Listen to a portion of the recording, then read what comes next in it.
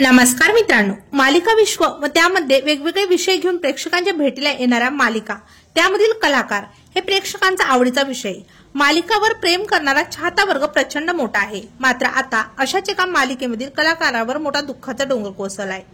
चला तर जाणून घेऊया काय आहे संपूर्ण बातमी। नुकतीच आई कुठे काय करते या मालिकेने प्रेक्षकांचा निरोप घेतला असून त्या जागी आई बाबा रिटायर होत आहे ही मालिका लवकरच प्रेक्षकांच्या भेटीला येणार आहे।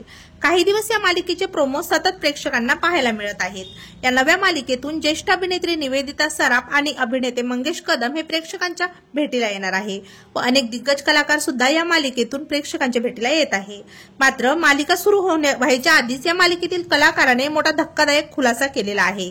चला तर पाहूयात। आई बाबा रिटायर होत आहे या मालिकेच्या शीर्षक गीत लिहिणाऱ्या सुप्रसिद्ध लेखिका रोहिणी निनावे यांच्यावर मोठा दुःखाचा डोंगर कोसळलेला असून या मालिकेचा शीर्षक गीताच्या लेखिका रोहिणी निनावे यांच्या वडिलांचे रिटायरमेंटच्या दिवशी दुःखद निधन झाले। या घटनेमुळे त्यांच्या वडिलांनी आयुष्यात पाहिलेली अनेक स्वप्न अपूर्ण राहिलेली आहे। जेव्हा गायिका रोहिणी निनावे आई बाबा रिटायर होत आहेत या मालिकेचं शीर्षक गीत लिहत होत्या त्यावेळी त्यांना आपल्या वडिलांची खूपच आठवण येत होती, असा धक्कादायक खुलासा रोहिणी निनावे यांनी केलेला आहे। आई बाबा रिटायर होत आहेत या मालिकेची निर्मिती मनवा नाईक यांनी केलेली आहे, तर मालिकेची कथा सचिन दरेकर यांनी तर पटकथा चिन्मय मांडलेकर यांनी लिहिलेली असून अनेक दिग्गज कलाकार या मालिकेतून पाहायला मिळणार आहेत।